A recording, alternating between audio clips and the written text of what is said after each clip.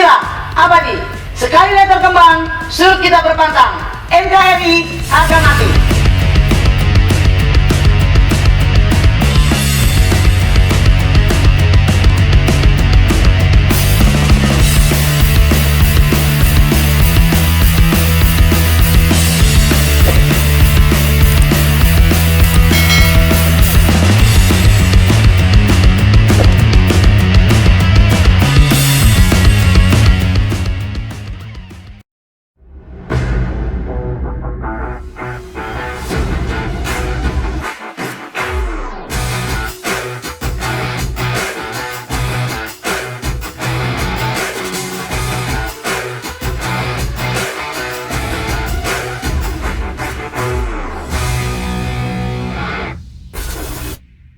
Assalamualaikum warahmatullahi wabarakatuh. Salam, Om Swastiastu, Namo Buddhaya, salam kebajikan, salam sehat. Kami sahabat kreatif dengan program Sahabat Toko bersama saya, Kang Acep. Alhamdulillah hari ini kita kedatangan tokoh yang sangat luar biasa. Beliau adalah Sri Kandi, wanita hebat yang mungkin banyak dikenal, namun juga banyak yang tidak kenal. Oleh karena itu, Sahabat Toko mengangkat sosok beliau menjadi Sahabat Toko untuk hari ini agar nilai-nilai kehidupannya menjadi inspiratif buat kita semua. Untuk tokoh sebelah kanan saya, Ibu Butet. Ibu Butet, selamat datang di acara Sahabat Toko, Bu. Iya, sama-sama. Ini kalau kita sering dengar dulu di lingkungan orang-orang Medan ya, bahwasanya kalau kita sebut nama Butet itu kan nama kesayangan, Ibu. Iya. Nama kesayangan di mana apa yang menjadi panggilan itu karena sayangnya orang tua sama anak. Iya, terhadap anak perempuan. Nah ya, apakah ini menjadi satu momok bahwa lingkungan Ibu, di mana lingkungan Ibu berada, baik tinggal, kerja, atau berprofesi, itu sangat mencintai Ibu sehingga mereka menyebut Ibu dengan nama panggilan Butet.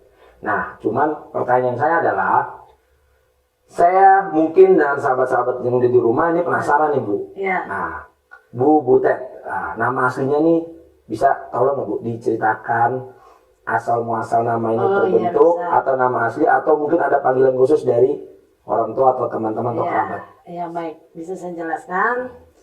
Saya anak kedua terlahir dari pasangan suami istri, Santoso dan Ibu Diliana Boris Yombing. Saya diberi nama Yulianti. Nah, panggilan kesayang saya karena opung saya kalau dari Medan datang ke Jakarta panggil saya Butet. Dan satu lagi saya jangan dipanggil Bu Butet, yang nggak enak. Soalnya judul lagunya kan Bu Bulan, bukan Bu Butet. Ya, jadi benar. Di wilayah saya hampir baik di rumah, di sekolah atau dimanapun itu selalu lebih terkenal dengan Kak Butet atau Tante Butet. Sampai anak yang balita pun panggil saya Tante Butet di dekat rumah. Jadi pada saat ada suatu pekerjaan nama Yulianti itu kan, Yulianti ini siapa ya gitu. Pas ditelepon tuh loh, kok yang nongol kita Butet nih, lah kok yang nongol Tante Butet. Jadi buat saya mensyukuri saja suatu panggilan yang baik dari orang tua. Kalau memang itu menjadi kebaikan dalam hidup kita, is never mind gitu loh. Wah, jadi nama Bu Butet ini, atau Ibu bisa bilang jangan sampai Bu Butet, karena memang di Jawa Barat adanya Bu Bulan ya. Itu lagu. Cuman yang menggelitik kita adalah agak unik ya. Mungkin sahabat-sahabat mungkin tidak pernah bisa tahu bahwa apa yang menjadi panggilan Bu Butet ini atau Kak Butet ini, ternyata nama aslinya adalah Yulianti. Yulianti. Asli dari mana sih, Bu? Saya lahir di Jakarta, Bapak Solo, Ibu Medan. Oh, Medan. Ya. Kalau marga tadi? Kebetulan Papa dikasih marganya Utara Barat. Utara Barat. Jadi kadang di keluarga dibilang Boru Jawa Nyon gitu. Mana Boru Jawa itu katanya? Anak dari Boru Jawa. Saya jatuhnya jadi panggil Boru Jawa. Boru Jawa Nyon si Santoso Utara Barat gitu. Makanya kelihatan manis ya, karena ada Jawa-Jawanya ya. Terus gini loh, kita di sini melakukan proses penilaian sosok tokoh, di mana hadir saat ini adalah Kak Butet sebagai bintang tamu kita. Itu melalui beberapa fase. Kita tahu bahwa kesibukannya Kak Butet di lingkungan, baik lingkungan rumah sampai organisasi dan lain sebagainya, Nah, kita ini ada sedikit pertanyaan mungkin di sahabat-sahabat di rumah mengenai gimana sih cerita awalnya sampai Kak Butet ini aktif di kegiatan organisasi dan sosial gitu loh. Oh ya, baik, saya kasih berikan sedikit ini ya. Memang dari kecil saya itu dari sekolah pun sudah ikut OSIS. Dan memang jiwa semangat sosial saya tuh tinggi. Ikut kirap remaja, Karang Taruna, kadang kalau 17-an tuh selalu disuruh sama Pak RT, tolong ngajarin nari, terus tolong ngajarin baca puisi bagaimana. Dan itu hanya talenta saya otodidak secara alami, karunia juga mungkin dari Tuhan ya. Jadi dari fase itu remaja sampai akhirnya ke salah satu organisasi Pemuda Pancasila. Wow. Nah, kebetulan papa saya juga saat itu menjadi pengurus di Pemuda Pancasila sebagai ketua pimpinan anak cabang. Dan orang tua kami pun berdua aktif di PKK, dan kadang anak Karang Taruna namanya dulu di Rawa Kuning Pulau Gebang ini belum dikenal. Sampai bapak saya memberikan aspirasi, motivasi supaya Karang Taruna di Pulau Gebang ini bisa dikenal. Mengikutilah tuh vokal grup tingkat DKI. Menang juara 1. Itu Papa sebagai apanya itu? Yang membina. Oh, pembina Karang Taruna awal di Pulau Gebang ini sampai terkenal itu. Iya, dulu lurahnya dari Pak Haji Sarmili sampai Pak Subur. Tahun berapa itu? Itu tahun 80-an, 90-an lah. Kudus. Lama sekali. Saya belum lahir. Iya. Jadi dan mereka pun sangat antusias gitu. Dari cara mimik dalam vokal grupnya sendiri, pembacaan puisi dan lain-lain itu. Dan Ibu BPKK pun, paduan suaranya pun yang latih papa saya. Tadi memang sudah leadershipnya sudah ada, dan kami pun satu lagi dengan seninya itu ada, dunia seni. Itu. Nah, ini kan yang mungkin sahabat-sahabat di rumah ini penasarannya mungkin terjawab secara satu persatu bahwa Kak Butet nama aslinya Yulianti, kemudian awalnya berorganisasi ternyata dari jiwa turun temurun dari papa ya. Iya. Dari papa, terus dari mama. Sampai mungkin ada beberapa cerita-cerita unik nggak sih sebelum pada saat sekarang aktif sebagai tadi di Pemuda Pancasila? Iya. Boleh tahu nggak jabatannya sebagai apa di Pemuda Pancasila? Sekarang saya sebagai Ketua DPC Sri Kandi Jakarta Timur. Wow, kita tepuk tangan dulu dong. Kita ini ternyata nggak salah undang ini kan. Luar biasa. Karena memang kalau menurut saya PP ini organisasi yang mungkin sudah merajai wilayah NKRI kan. Hampir setiap sudut provinsi ada gitu. Kita bukan promo tapi memang posisinya seperti itu apa adanya.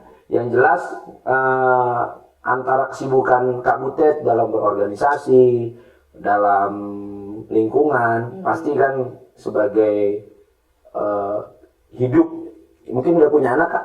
Sudah. Nah, sebagai hidup sebagai seorang ibu, ya kita tahu bahwa tidak mudah untuk bisa menyeimbangkan kegiatan organisasi dengan keluarga. Nah, ini bagaimana sih tahapan-tahapannya atau strategi itu sehingga keluarga juga jalan, terus organisasi juga jalan gitu loh. Jadi prosesnya nggak instan juga. Sampai saya menjadi Ketua DPC Sri Kandi Jakarta Timur, saya menjabat itu sebagai Ketua Ranting Pemuda Pancasila Kelurahan Pulau Gebang. Oh, jadi dari awal dulu ya Ketua Ranting. Walaupun papa saya mungkin berpengaruh dan punya nama, tapi saya ingin kinerja saya dalam organisasi ini atas apa yang saya lakukan untuk organisasi ini, gitu.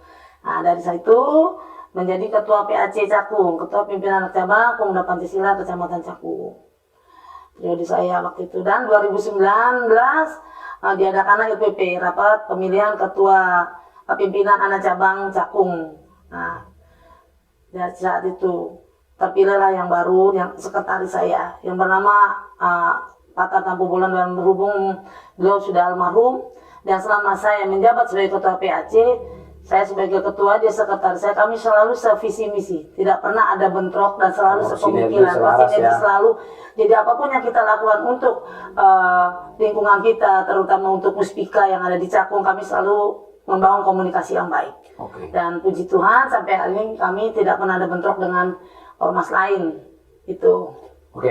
Jadi selain PP Pemuda Pancasila pasti kan ada organisasi yang lain, karena yang tim pencari fakta kita di lapangan pada saat searching nama Kak Butet itu bukan hanya aktif di kegiatan PP gitu loh, tapi kegiatan yang lainnya. Kalau saya menjelaskan kan tidak langsung orisinal gitu loh. Iya. Nah, kita pengen langsung dari Kak Butet menjelaskan kegiatan organisasi apa saja sih selain Pemuda Pancasila gitu loh. Sehingga sahabat-sahabat di rumah nih tahu bahwa sosok Kak Butet yang seorang wanita, seorang ibu juga gitu. Tetapi ada beberapa kegiatan mungkin lebih dari satu atau lebih daripada banyak, sehingga bisa menjadi inspirasi buat khususnya mungkin buat sahabat-sahabat Sri Kandi atau sahabat-sahabat wanita yang ada di rumah. Iya, baik. Selain di organisasi Pemuda Pancasila, dulu itu saya kader PKK Kelurahan Pulau Gebang. Di Pulau Gebang juga? Iya, Kelurahan Pulau Gebang. Waktu itu Pak Lurahnya Pak Indro, terus Pak Nur Hilal dan Pak tahun Fajar. berapa? Tahun 2000, saya lupa nih. Pokoknya kepemimpinan Pak Lurahnya itu Pak Indro, Pak Nur Hilal dan Pak Fajar. Nah, sekarang kan Pak Fajar menjadi Bapak Camat Cakung. Oh iya, iya. Ya. Yang baru ya? Ya, dan kalaupun hanya di PKK di sekolah saya sebagai pengurus komite sekolah. Di sekolah? Sekolah SDN 17 Petang. Oh, kenapa bisa jadi ketua? Nah, jadi gini, terkadang kan di Rawa Kuning itu masih banyak orang tua atau dalam keadaan kebutuhan ekonomi di bawah rata-rata ya, elit ekonomi sulit, tapi nggak sulit-sulit amat. Elit ekonomi sulit. Jadi gini, di saat perpisahan sekolah itu kan pasti ada biaya. Ada sebagian mungkin orang tua yang tidak bisa membayar biar anaknya nggak usah ikut perpisahan, kan sangat disayangkan. Saat itu saya adakan subsidi silang.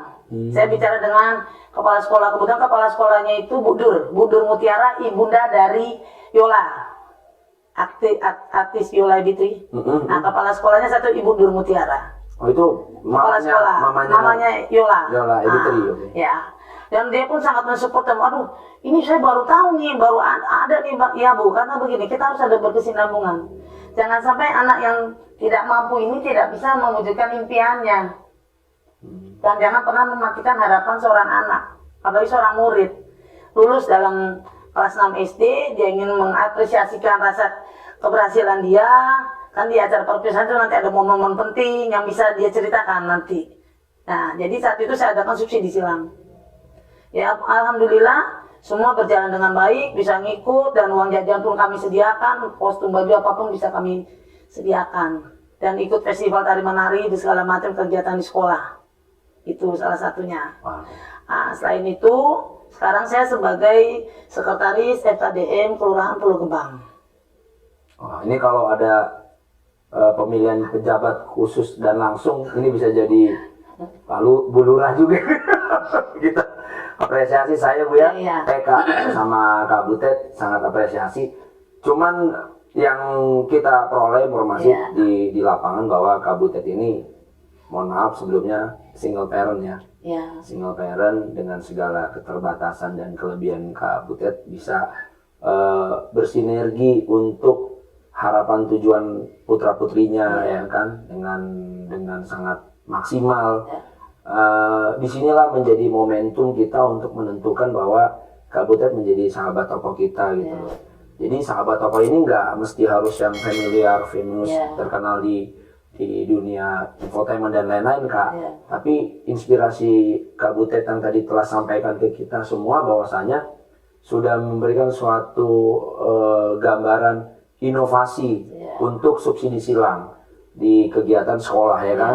Dari yang mampu memberikan suatu bantuan kepada yang kurang mampu. Itu bagian daripada inspiratif kita semua gitu loh, bahwa dengan segala kondisi saya lihat Kak Butet itu mampu beradaptasi di segala bidang gitu loh.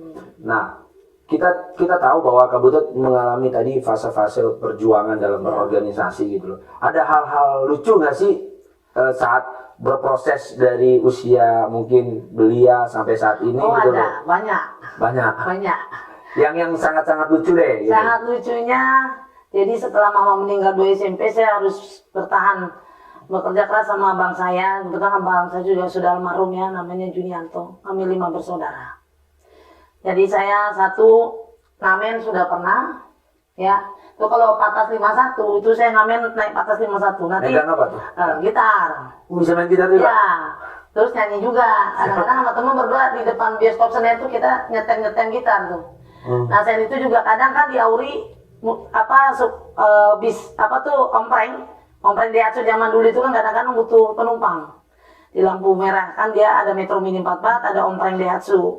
Nah itu kadang-kadang saya diselang kalau lagi nggak ada uang jajan apa, saya bilang masuknya bang, gue ini nih ya buat karena apa, buat penumpang lu biar penuh. Saya kalau iya boleh, tinggal saya teriak-teriak tuh kan, Auri pulau Ada lo nih, bang. ini yang lucu nih, ini.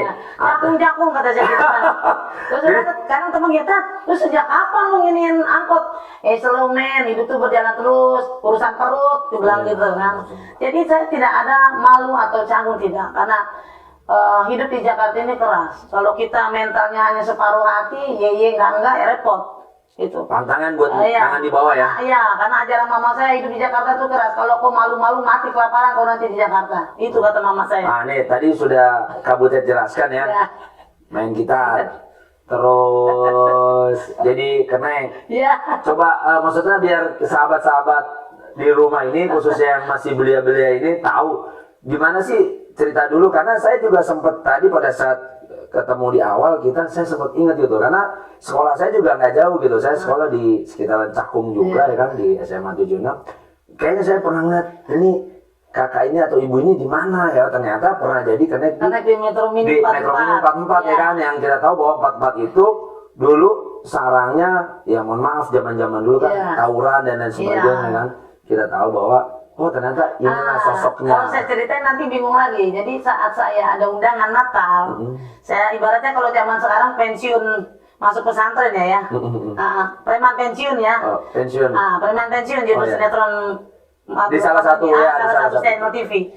Jadi saat itu kakak pembina saya, Kak Budi, peserta teman kita, karena dapat undangan menghadiri acara Natal di Pulau Gebang Indah, kami naik metro mini yang nyupir teman saya. Terus pas kakak pembina saya, Kak Budi ini mau bayar. Terus sama supir bilang, nggak usah bang, nggak usah bayar. Loh kenapa? Nggak apa-apa.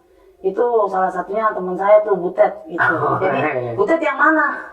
Saya Kak Budi, saya bilang gitu. Oh kamu Yul, dipanggilnya Butet, iya. Karena nama saya Yulianti, jadi di gereja taunya Yuli kan gitu. Oh berarti namanya koneksinya luar biasa ya. Akhirnya pas saya mau turun, teman saya bilang gini, Ted, doain aja malam Natal ini Metro Mini gua sewanya banyak. Oh ya, kan gua doain satu kebaktian, tenang aja lu. Gua bilang, thank you ya bro. Nggak apa-apa nih, gua nggak bayar, nggak apa-apa. Yang penting doain gua aja biar ntar Metro gua rame. Iya. Sampai pas turun dari Metro itulah, gila Yul, lu tuh perempuan tapi buset, gua nggak nyangka lu. Ya berarti itu berkat dari Tuhan, Kak. Udah yuk kita jalan. Gue bilang gitu. Itu salah satunya. Itu masih saya ingat sampai hari ini. Nggak akan saya lupakan. Itu loh. Kalau dipilih nih, kira-kira berkenan nggak untuk dicontohkan untuk jadi kernek atau jadi pemain pengamen? Karena kita ada alat yang mungkin bisa siapin ya. Kira-kira Kak Butet mau yang mana nih? Mau main saya gitar? Saya yang gitar karena apa ya, sudah terlalu lama nggak main, karena semenjak sudah menikah punya anak, fokus saya urus anak. Ya waktu itu, jadi nggak ada ininya saya. Paling saya di rumah paling hobinya sekarang ya karaoke. Nah, terus pelayanan ya Zoom meeting, doa gitu kan. Boleh. Kru berarti Kak Butet sudah setuju bahwa untuk jadi kernek. Nah, kita pengen tahu gitu loh, bagaimana sih cara, karena nggak sembarangan loh. Kalau menurut saya kernek atau kondektur itu nggak sembarangan. Ya sampai pegangan pintu metro begini. Iya kan? Coba kru. Aduh. Oke, thank you. Coba kira-kira gimana ya? Nah ini yang sebelah kanan atau sebelah kiri gitu? Nah ini saya berdiri kan, saya ngitung-ngitung gitu kan. Ya. Saya keprok-keprok nih pintu metro kan. Oh iya. Saya keprok gini kan, di kaca metro. Keprok, ayo gadung. Pulau Gebang. Gitu. Tapi pernah nggak pengalaman pada saat jadi kernek ada orang yang rese nggak mau bayar? Enggak, malah ada yang kenal, saya suka nggak enak. Nggak enak? Nggak enak karena dia bayarnya lebih. Oh jadi lebih? Iya. Oke deh. Oke. Itu seperti itu. Makasih banget ya. Sejak kapan lo nggak ya, proses hidup lah. Jadi buat saya seorang manusia pribadi, lepas pribadi ya Kang Acep, tetap harus berserah. Oke. Jangan mengandalkan pemikiran kita sendiri sebagai manusia. Kalau kita tidak bermunajat sama yang di atas, yang dikuasa, mungkin kita nggak akan bisa mampu sampai melewati fase-fase itu tadi gitu. Kita minum dulu, baru nanti di akhir pengunjung kegiatan kita ini kita minta dari Kak Butet memberikan satu inspiratif berupa pesan atau pesan untuk generasi sahabat-sahabat belia di rumah. Iya, baik. Silakan Kak. Ya, mari. Silakan. Alhamdulillah. Manis ya Kak? Manis. Di penghujung acara Sahabat Toko, biasanya para tokoh memberikan pesan dan kesan untuk sahabat-sahabat di rumah. Penasaran apa sih pesan Kak Butet buat rekan-rekan sahabat? Silakan Kak, Iya, sampaikan. baik. Buat para sahabat semua, pesan saya jangan pernah menyerah dan putus asa.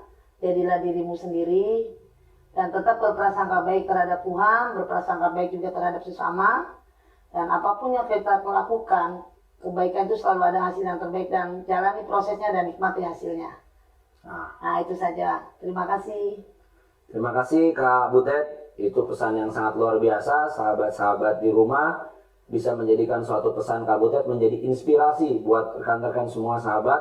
Bahwasanya segala kekurangan yang ada, inilah Kak Butet dengan segala kelebihan dan cerita-ceritanya yang baik buat kita, sehingga memupuk semangat kita untuk kedepannya menjadi lebih baik. Terima kasih Kak Butet. Sekian dari kita. Wassalamualaikum warahmatullahi wabarakatuh. Salam, Om Santi, Santi, Santi Om, Soti Hatu, salam kebajikan dan salam sehat selalu.